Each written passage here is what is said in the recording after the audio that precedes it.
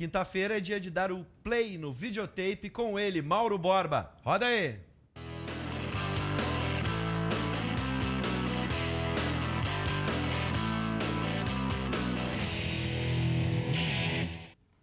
Boa noite, amigos do Conexão RS. Estreia hoje em Porto Alegre um filme sobre o Bonfim, documentário que resgata a história do bairro, onde muitas coisas aconteciam nos anos 80 e 90, na parte cultural e etílica da cidade, né? Pois ali vários bares serviam para as duas coisas: shows, apresentações de teatro e, claro, a parte boêmia da cidade.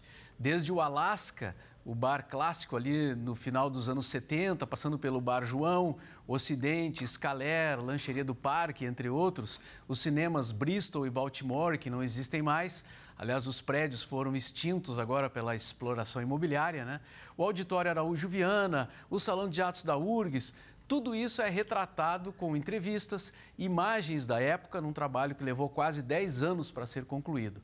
O diretor, o Boca Migoto, esteve aqui no Conexão RS e falou de onde ele tirou a ideia de fazer esse filme. Como é que surgiu a ideia de fazer, então, esse documentário, já que tu não viveu essa época?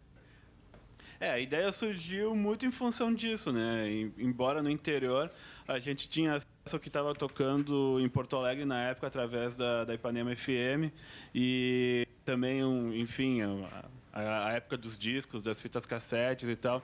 E tudo isso foi bastante importante para minha influência, assim, como alguém que veio a trabalhar com comunicação, veio a trabalhar com arte. E assim como me influenciou a minha geração, os meus amigos, Sim. Muitos montaram bandas na época, influenciou também o pessoal que não era só da minha região, mas de todo o interior do Rio Grande do Sul. Quando eu vim morar em Porto Alegre, eu vim morar no bairro Bonfim, e ainda tinha um pouco dessa efervescência, dos resquícios disso, nos anos 90, ali na do Aranha, e aquilo tudo me deixava bastante, enfim, excitado pelo que aquilo representava para a cultura de Porto Alegre e do Rio Grande do Sul. A partir daí eu comecei a estudar um pouco essa história, a pesquisar essa história e a tentar entender como que isso se organizava do âmbito porto-alegrense, assim. E também comecei a perceber que essa história acontecia em Porto Alegre, na verdade, era espelho de reflexo, né, do que estava acontecendo naquele período também em Brasília, em São Paulo, Rio de Janeiro, Recife, Salvador. Ontem à noite eu assisti a pré-estreia do filme lá no Bar Ocidente, que aliás é o local que mais aparece no filme, né? E foi uma grande reunião de pessoas que participaram de alguma forma da realização do documentário. O surgimento de bandas como Replicantes, TNT, De Fala, Cascaveletes, o Ney Lisboa, que morou ali no Bonfim durante muito tempo e fez até um show que ele chamou de Senhor do Bonfim, a repressão policial na Oswaldo Aranha nos anos 80 e no próprio Bar Ocidente, a importância da Rádio Ipanema divulgando os movimentos, aliás, essa é a minha participação no filme, né?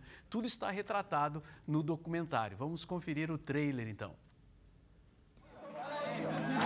Sequestraram o teatro. Esse fake aí de parecer londrino e tal. O bairro Bonfim tem 30 mil moradores e é um dos mais tradicionais. A área que hoje constitui o Bonfim sempre foi habitada pelas minorias raciais, pelos desvalidos e pelos marginais.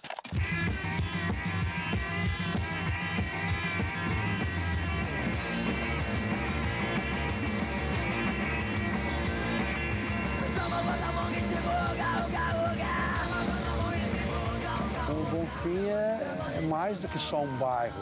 Em Porto Alegre, ele foi um lugar onde as pessoas iam lá e faziam coisas juntas. Tem um centro energético de mudança, de criação. Toda a cultura marginal de Porto Alegre acontecia no Bonfim.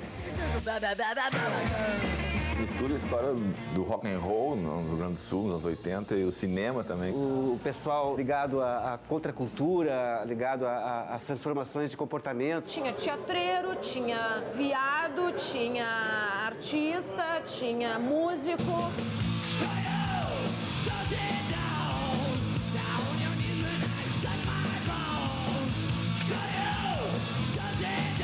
Tinha fim de semana e tinha 5 mil pessoas na rua. O corredor de ônibus não funcionava, todo mundo ali andando de skate, queimando beck. Ela era nada mais do que a liberdade total. Gostava de basicamente me fantasiar, assim, por exemplo. Olha, os nossos jovens se perdendo e toda aquela coisa assim. Se você é jovem andar pela rua, a brigada, a polícia te pegava. Não sei no que nós irritava eles, a gente só era feliz ali.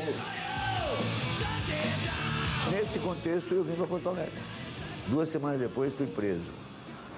Foi uma coisa bem engraçada, né?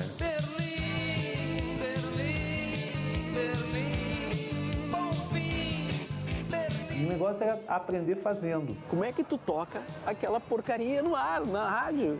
E eu dizia, pior é que tá fazendo sucesso, né? De repente, quando eu vi, eles estavam fazendo shows, eu achava uma irresponsabilidade total. Nós fizemos, acho que em 2 semanas, 200 e poucos mil espectadores em 2 cinemas em Porto Alegre. A gente forjou o movimento. Cada um tinha mais de uma banda e a gente fingia que eram vários mesmo. No bar do João, no bar do João, eu penso que acabou, não foi bastante.